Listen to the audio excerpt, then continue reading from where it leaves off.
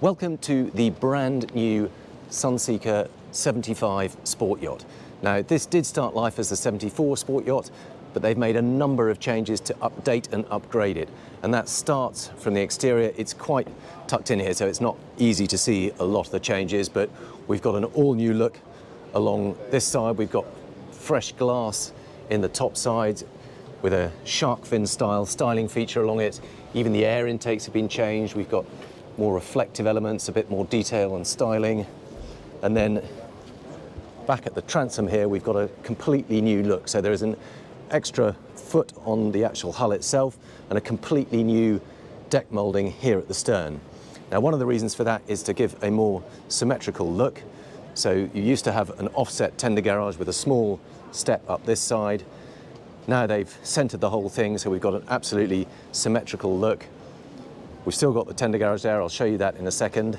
And then new step mouldings all the way along here. So this is obviously a hydraulic platform that lowers down. They've also built in an integrated staircase. So when this drops down, it will reveal a staircase that is just more comfortable, easier to use, that goes down into the water itself. These teak effect steps here are new. You can see they're slightly extend out beyond the side, but they're just bigger, chunkier, more comfortable, easier to use, and you've got this better walkway up this starboard side. So you can see there is a split in the transom here, one half of which lifts up to reveal the tender garage, and the other half of which is access to the crew cabin. But you can see under here we've got a Williams jet rib. I believe this is a 395. Let me just double check. You say that was a 395? 395, I thought so. So there we go. You can see you have to deflate it a little bit on this side for it to fit in comfortably. But that is the control that you press the button and that will lower out along this track and drop down into the sea. But very smartly concealed inside there. So let's go up this side and I'll show you how that changes things a bit. So now there is a nice wide walkway onto here. We've got these lovely Sunseeker gates. You can see they swing across, but smoked glass with the Sunseeker logo in it. All the usual stern mooring gear and a nice little locker for rope tails. But they've also changed the access into this cockpit area here. So in the past there used to be a lift out cushion to get through. Now they've created a much more integrated, more refined system that if you just lift this whole section up and drag it along, and then a cushion drops in there and you can have that full wrap of the C-shaped seating, and it really is a big dining area, but it's just much neater to be able to pull that across. But when you do want to step through, again, lift up here, drag across, and then hasn't quite gone all the way. I think it has. And now you've got a nice walk-through seating here. Now this table obviously folds in half, and if you're going to be using this, then you will fold it back down to its normal side. But one of the things they've also done is replace the normal teak table with this very lovely carbon fibre table. You can see a highly polished gloss effect and the actual carbon fibre underneath it. But this is a really big dining area. It's a full width. Oh, we've got the boss of Sunseeker coming on with us. So you can see that is a full wrap of seating all the way around there, and that is a high-low adjustable table on those big stainless steel legs. But absolutely enormous cockpit. We've got the overhang that extends all the way over, so you've got plenty of shade for this whole area, and then a big new sun pad over the tender garage, going all the way out to the end of the boat. Masses of space. And then there is the Flybridge, or the sports bridge moulding itself, that we'll have a closer look at in a minute. Now this has also changed. There is a brand new wet bar area under these steps here. Those are obviously the steps up to the sports bridge. You can see there is an extra helm station there just when you're backing in at the Mediterranean, stern 2. You've got a joystick control so you can see what you're doing from the very stern of the boat.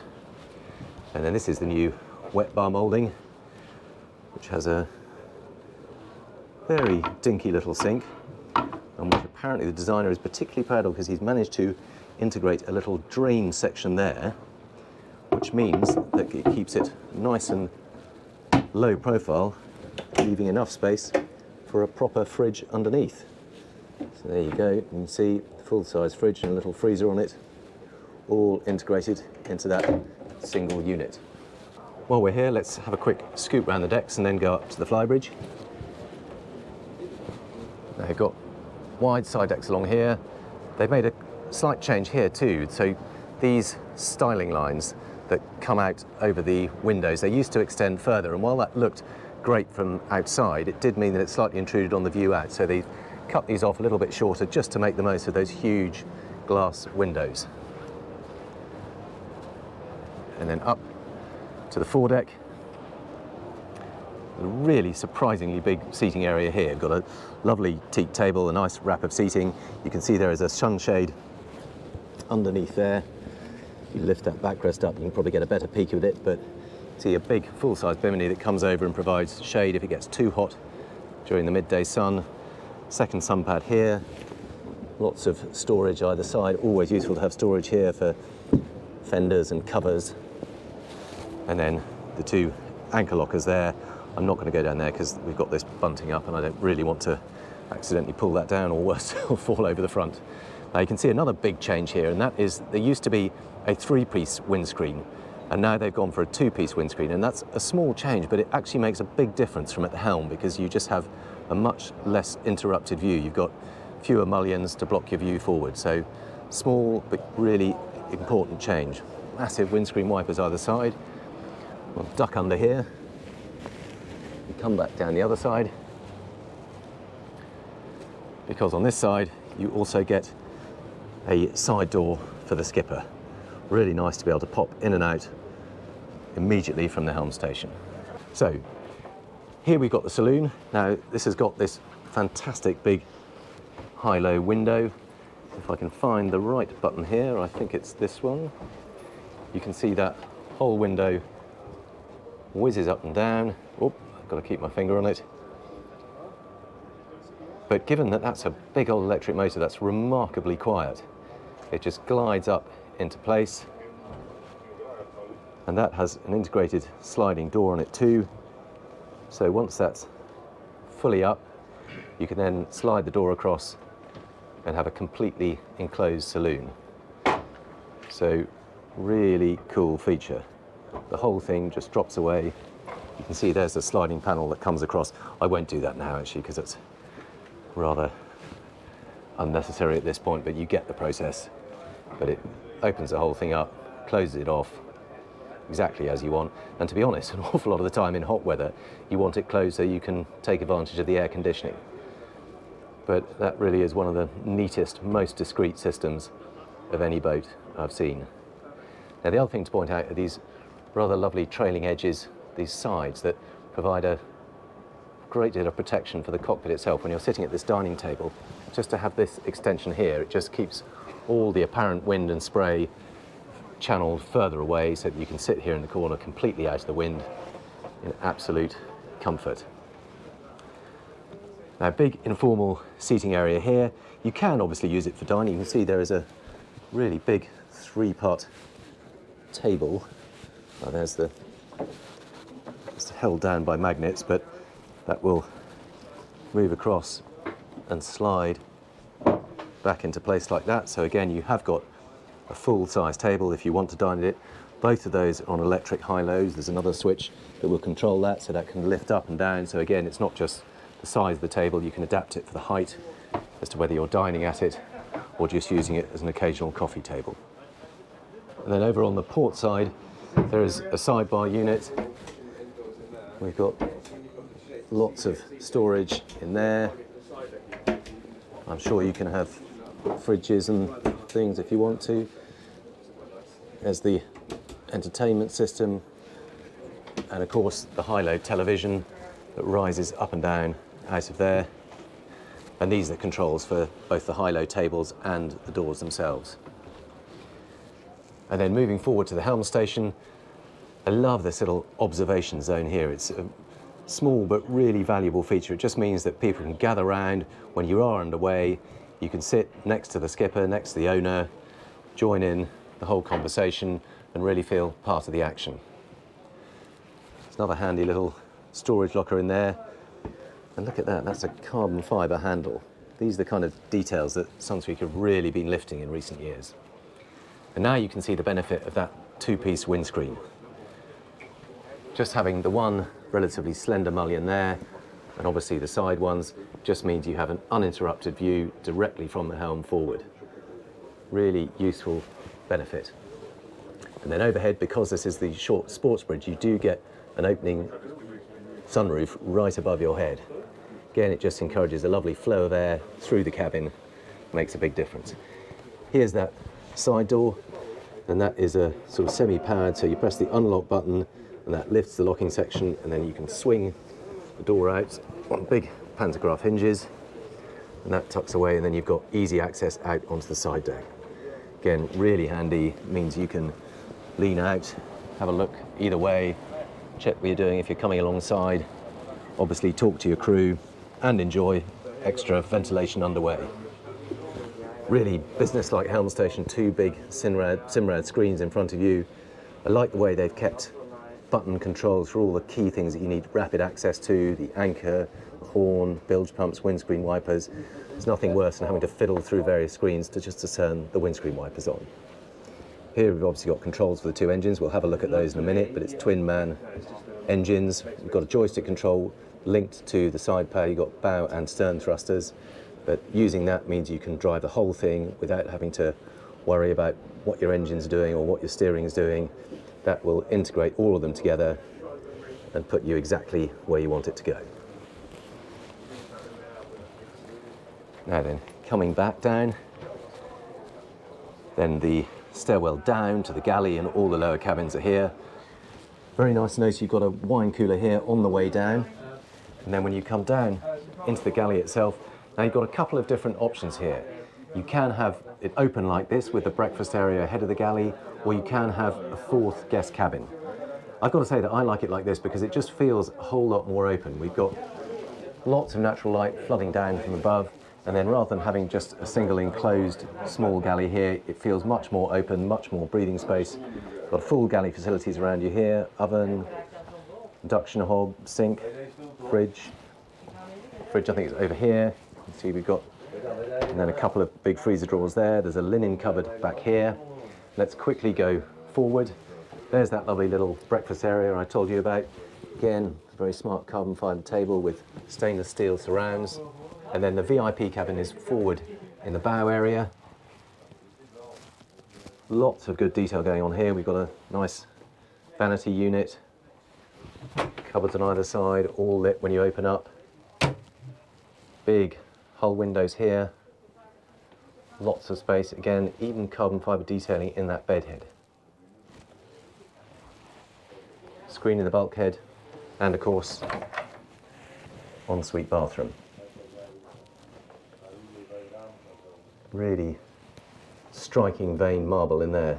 Big overhead shower. So this is the third cabin, and like all of them, it has its own ensuite bathroom. This is the twin, but actually really good headroom in here. You've got plenty of headroom overhead. There are nice wide beds. Those can slide together if you want to. And ensuite bathroom here. This also acts as the day heads because you've got ensuite access directly from this cabin, but you've also got access through there. And then as we drop back into the master cabin, this is the real wow factor. A really huge cabin. Now you don't enjoy the natural light at the moment because we're wedged between two boats indoors at the show, but look at the size of that cabin. Really big king size bed. Lots of different options over here. You can have a chaise longue, you can have a sideboard unit, or this rather nice little breakfast bar area. But next to this huge big window here, and even here, there are just subtle changes, like the little lugs on that opening porthole are just a bit smaller, more discreet, a bit less commercial than the previous version. Lots of lovely detailing in this bed head. We've got recessed lighting, huge space. We've got a flat ceiling overhead, flat floor all around, TV in the bulkhead, and of course, on one side, a lovely ensuite bathroom. Again, plenty of space with this big veined marble. Good sized separate shower compartment. And then over on the other side, the luxury of a proper walk-in wardrobe. Check that out. really separate door, walkway into it, big cupboards, and this is my favourite touch. Look at this, you've got your own minibar. How cool is that? Just need to work, there you go. So just like a hotel suite, you've got your own minibar. You can have a safe installed in there if you want it, and of course a hanging rail for all your suits or dresses, whatever you like. Let's go and take a look at the sports bridge. Got these lovely new rounded steps up to the sports bridge, and here we go. Now actually this is a pretty decent sized flybridge for something that looks this sleek and sporty. I absolutely adore these Helm seats. I just think they're the coolest thing. You see these carbon fibre blades supporting the headrest. They just look like they ought to be in a design museum rather than on a boat, but I just think if you're going to go for a sporty looking Helm station, there are no better seats than those. Looks like they're made by Bessonzoni, but they're comfortable, they're cool, and they look the business. So there's the Helm station up here. We've got tilt adjustable steering wheel, repeats of all the thruster controls, the joystick, two slightly smaller Simrad screens, throttles for those man engines, controls for the searchlight, trim tabs, all the main stuff. Lovely seating area alongside the Helm.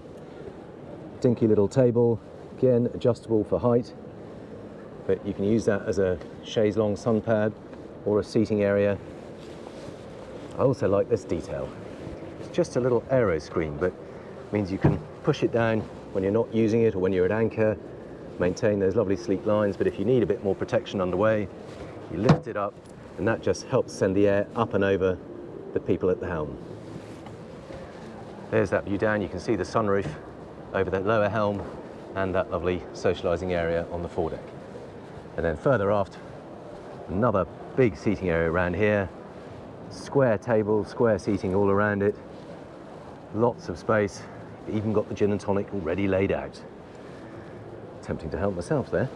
And of course there's a couple of fridges under here. Now there's not a full wet bar up here, but at least you have got a couple of refrigerated drawers under the seating there, so you can at least help yourself to a nice drink underway. Bimini cover obviously hasn't got the canvas on at the moment, but providing shade when you need it. And this is another change, actually, a small but quite significant one. So it used to have a kind of aluminium blade style radar mast, a little bit like that one over there on the Predator. Now it's molded into the Flybridge molding. It's all GRP, it's a bit more stylized. It's the same matching black radar on top, all the little sat domes and GPS receivers, and the twin VHF aerials. So it just looks a little bit neater, and that's really what this whole transformation from 74 to 75 is all about. Just slightly more refined, slightly more polished, making the most of a strong platform and just refining the details.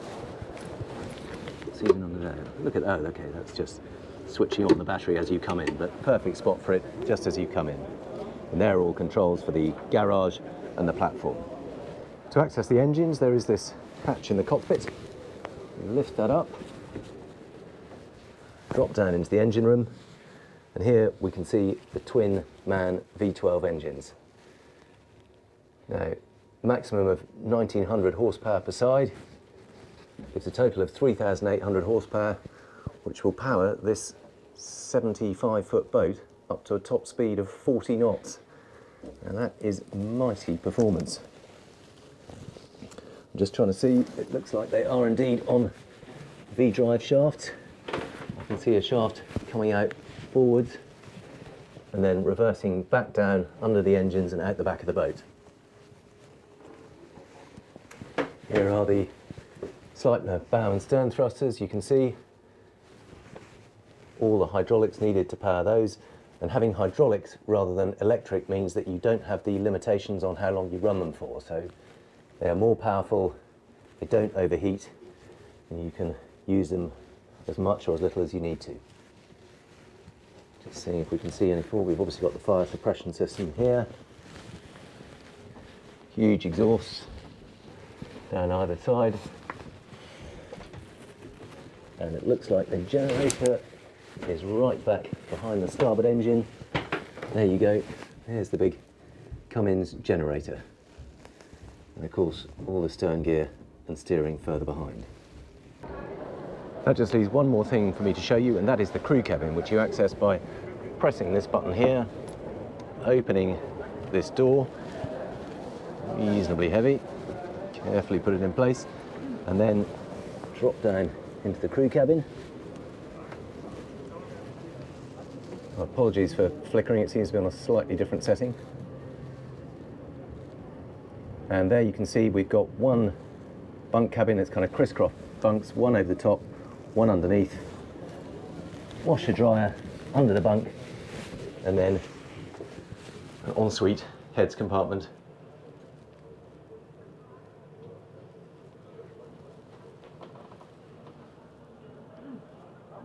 Relatively small, but there is an ensuite heads compartment right next to the crew cabin, a toilet in one corner, a shower, and a sink.